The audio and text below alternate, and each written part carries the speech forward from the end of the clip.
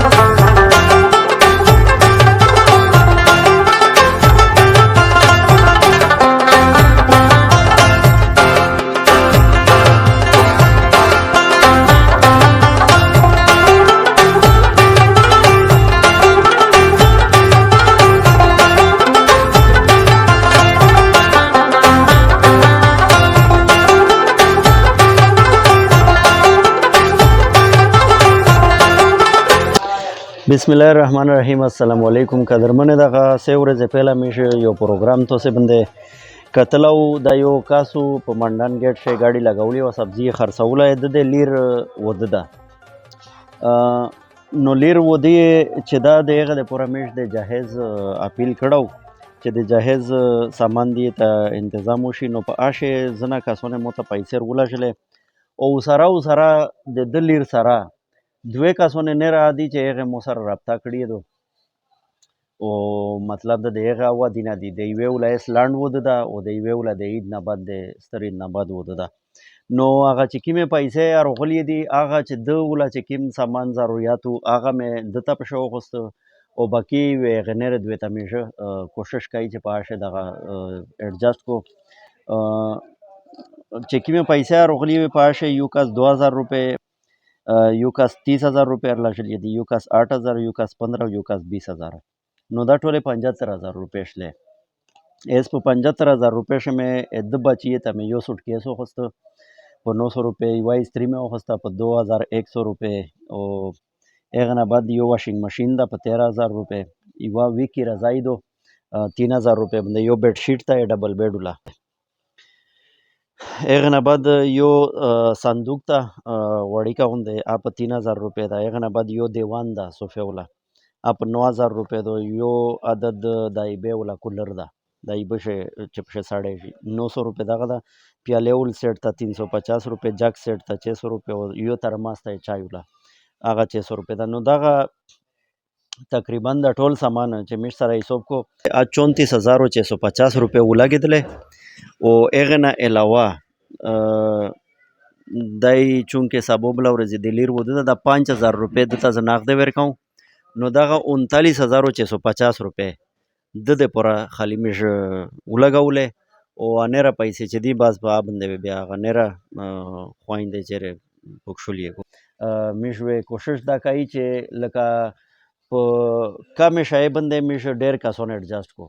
نو هغه شی یو پیکټ ته بار نه یو کسر لاژله ده او په هغه چې کومې جوړې دي هغه زه خپل طرف نه دغه یغه کوم په شی چې لکه نیمه وې د دې بچی شي او نیمه وې د هغه بلې خیر کې شي چې کومه واده شي. تاسو ډېره مهرباني والسلام.